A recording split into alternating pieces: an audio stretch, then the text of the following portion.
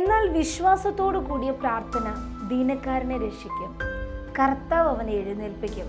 അവൻ പാപം ചെയ്തിട്ടുണ്ടെങ്കിൽ അവനോട് ക്ഷമിക്കും. യാക്കോബ് 5:15.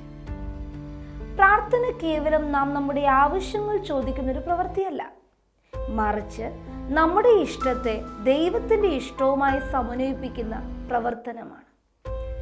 ദൈവം നമ്മെ കേൾക്കുന്നുണ്ടോ എന്നതിലല്ല, മറിച്ച് നമ്മുടെ പ്രാർത്ഥനകളിൽ ദൈവം മറുപടി തരുമെന്ന് നാം വിശ്വസിക്കുന്നുണ്ടോ എന്നതാണ് പ്രധാനം.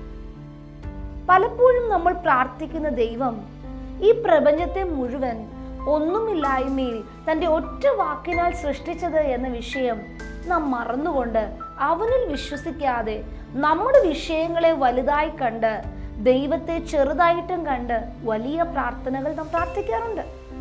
എന്നാൽ അസാധ്യമായ കാര്യങ്ങൾക്ക് വേണ്ടി പ്രാർത്ഥിക്കാനും ഉത്തരങ്ങൾ വൈകുമ്പോൾ അതിൽ ഉറച്ചു നിൽക്കാനും നമുക്ക് ധൈര്യമുണ്ടോ? ചോദിക്കാൻ മാത്രമല്ല, കേൾക്കാനും ആശ്രയിക്കാനും വിശ്വാസത്തോടെ പ്രവർത്തിക്കാനും പ്രാർത്ഥന നമ്മെ ആഹ്വാനം ചെയ്യുന്നു. അനുഗ്രഹങ്ങൾക്ക് മാത്രമല്ല, നമ്മുടെ ജീവിതത്തിന്റെ രൂപാന്തരത്തിന് വേണ്ടിയും നമുക്ക് പ്രാർത്ഥിക്കണം. ഇന്നും നമുക്ക് പ്രാർത്ഥനയ്ക്കായി നമ്മെ തന്നെ സമർപ്പിക്കാം. ദൈവം നമ്മെ അനുഗ്രഹിക്കട്ടെ.